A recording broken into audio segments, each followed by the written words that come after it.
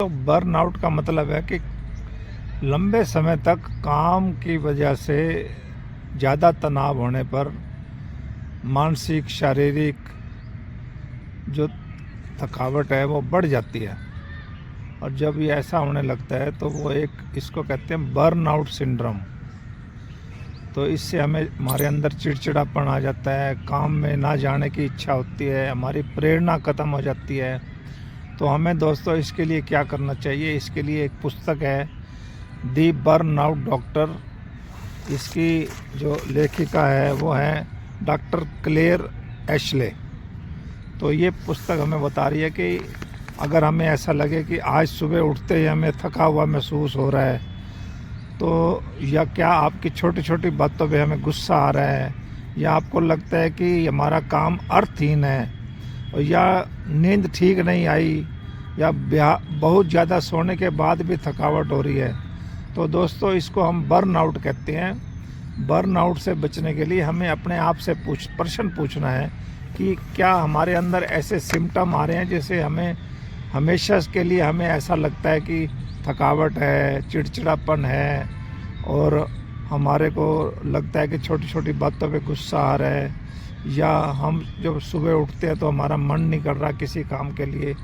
तो दोस्तों सबसे पहले तो इस बात को हम एडमिट करें कि हमारे साथ कोई ना कोई समस्या है, और हम इसको जब स्वीकार कर लेते हैं तो हम रोज़ इसको 7 दिन तक अपनी एक डायरी में लिखें कि हमारे साथ कैसे सिम्टम नज़र आ रहे हैं, आज मैं थका हुआ हूँ या नहीं हूँ, और इसका कारण क्या था। क्या ये जो ट्रिगर है वो हमारे को जो मिला है वो लंबी मीटिंग से मिला है, या बहुत ज़्यादा डिस्कशंस बॉस के साथ हुई हैं।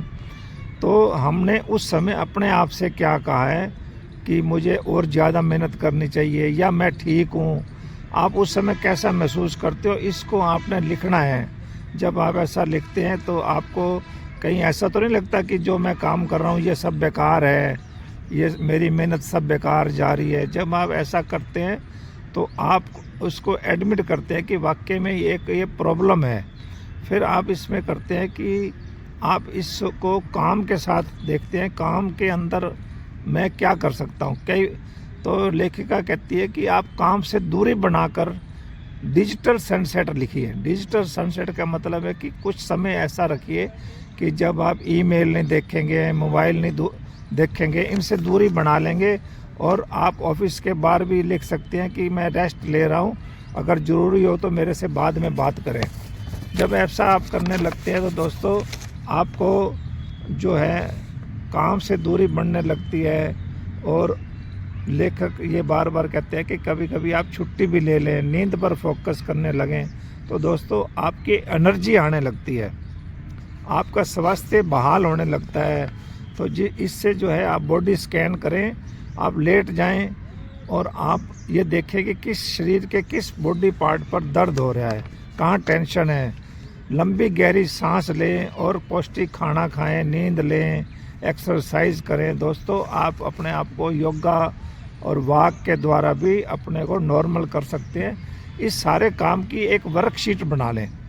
लेखिका कहती है कि अगर आप अपने आप से क्वेश्चन पूछना शुरू करें कि क्या मेरी वैल्यूज़ के हिसाब से मैं काम कर रहा हूँ, मेरी वैल्यूज़, मेरी प्राथमिकताएं क्या है, घर है, पैसा है, या शान शौकत है, या रिस्पेक्ट है, या मेरे सोसाइटी का कोई प्रेशर है।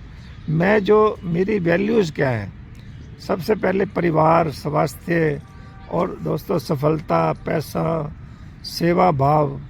तो किस लिए आप इतना तनाव ले रहे हैं, लगातार तनाव ले रहे हैं, बर्नआउट की स्थिति में आ गए हैं, तो ये आप इसको रैंक करें कि मेरी प्रायोरिटी क्या है।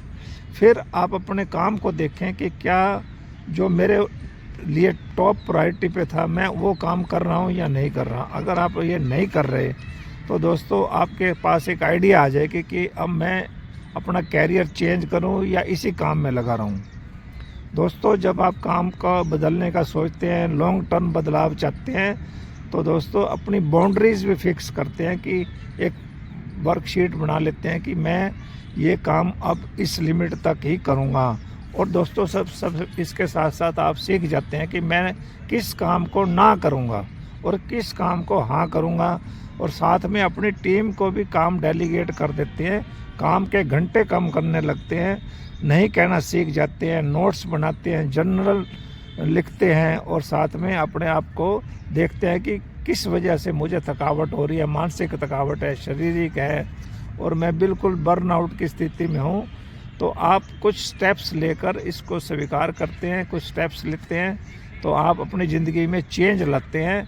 इससे आपका बर्नआउट दूर हो जाता है और आप स्वस्थ जीवन को प्राप्त करते हैं, ऐसा ये बताया गया है।